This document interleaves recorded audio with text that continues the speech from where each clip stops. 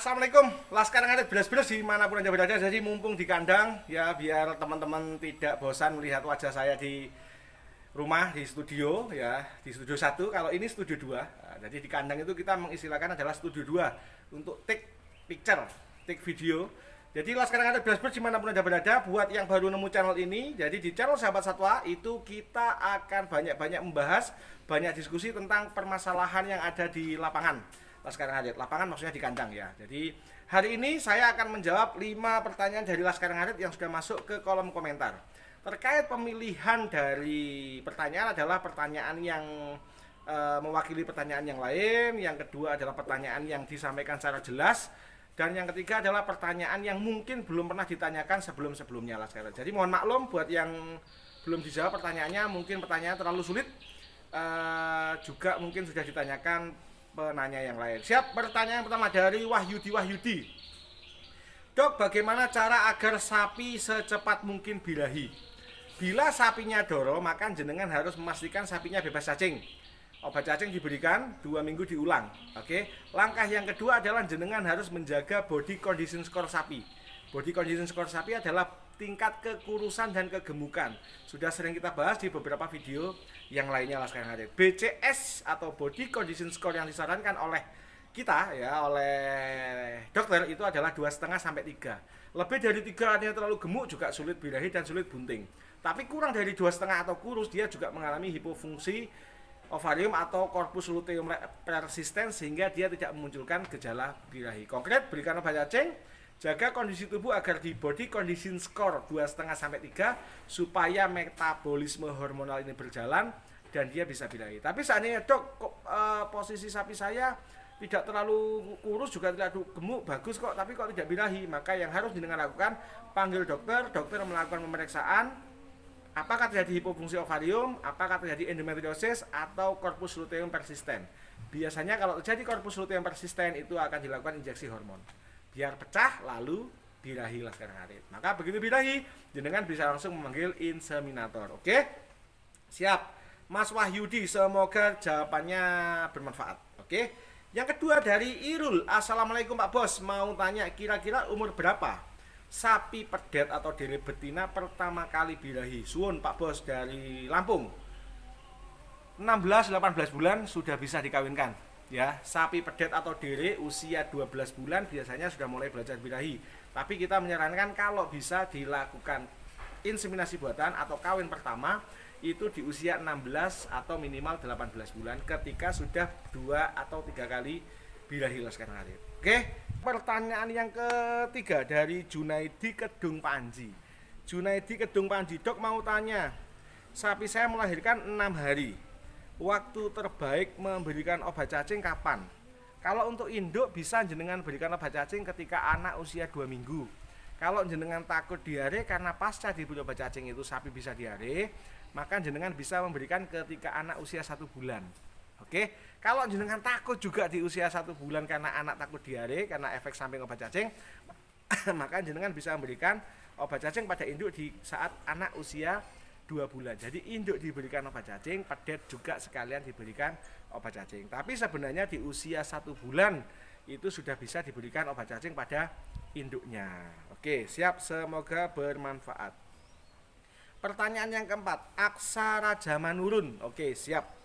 Sapi saya umurnya 9 bulan, tapi badannya berangsur-angsur kurus. Oke, setelah 1 minggu dagu dan lehernya bengkak. Nah, ini Pak Bos, apa penyebabnya? Apa solusinya? Salam dari Kotip, Palipo, Sulawesi Selatan. Oke, saya akan menjawabnya. Semakin lama semakin kurus dan tiba-tiba di dagunya ada benjolan. Oke, benjolan itu ada beberapa indikasi. Indikasi yang pertama adalah botol jaw. Ketika di sini muncul botol jaw, maka ini merupakan indikasi bahwa sapinya jenengan itu sudah sangat terinfeksi cacing hati kronis. Bila ini yang terjadi, yang harus jenengan lakukan adalah memanggil dokter. Dokter suruh memeriksa apakah memang benar botol jaw atau abses. Kalau dia botol jaw, maka dokter akan memberikan injeksi obat cacing atau obat cacing per oral. Oke? Tetapi jika bengkaknya ini adalah abses, maka jenengan tetap harus memanggil dokter dan akan dilakukan pembedahan. Dibedah dan nanti keluar darah, nanah, lalu nanti dilakukan penjahitan laskar ngarit. Dibarengi dengan injeksi tentunya menggunakan antibiotik long acting biasanya serta anti radang dan anti nyeri. Nah, namun bila bengkaknya ini adalah limfoglandula, berarti sapinya jenengan dari dada, lengan, leher, kepala, telinga, mata, mulut itu ada infeksi bakteri. Itu diindikasikan dengan apa? Dengan munculnya pembengkakan. Kalau kita sakit di telinga, sakit di gusi, maka yang di belakang telinga akan bengkak. Atau kalau kita sariawan, maka yang di bengkak ada di sini. Kalau misalkan kita habis jatuh naik motor, yang bengkak di ketiak. Seperti itu. Itu adalah fungsi dari limfoglandula atau kelenjar limfe. Tetapi laskar ngarit, bila bengkaknya ini isinya air, ya, bila bengkaknya ini isinya air, kalau kita pegang seperti kerpes krepitasi isinya air, sapinya jenengan bisa mengalami yang namanya SE. SE itu adalah septicemia episootik, itu virus yang sangat mematikan. 90% SE itu pasiennya mati meskipun sudah ditangani. Jadi kemungkinan sembuh hanya 10%. Sebaiknya tetap libatkan dokter, lakukan pemeriksaan karena kalau sudah kena SE sulit dan bisa menular. Oke, itu Mas, saya lanjutkan membaca pertanyaan yang keberapa ya ini tadi ya. Pertanyaan yang kelima, pertanyaan terakhir laskar kadet Sunardi Farhan. Assalamualaikum. Waalaikumsalam. Salam ngarit dari Mas Mardianto di Jember. Siap Pak Komandan. Jember, pripun kabare bebek sinjai Jember? Mantap toh? Pak Dokter, saya mau tanya, apakah sapi yang bunting 5 bulan? Oke, sebentar. Apakah sapi yang bunting 5 bulan boleh dikasih minuman campur tetes? Oke. Atas infonya saya ucapkan terima kasih. Tidak ada masalah pemberian tetes pada sapi bunting.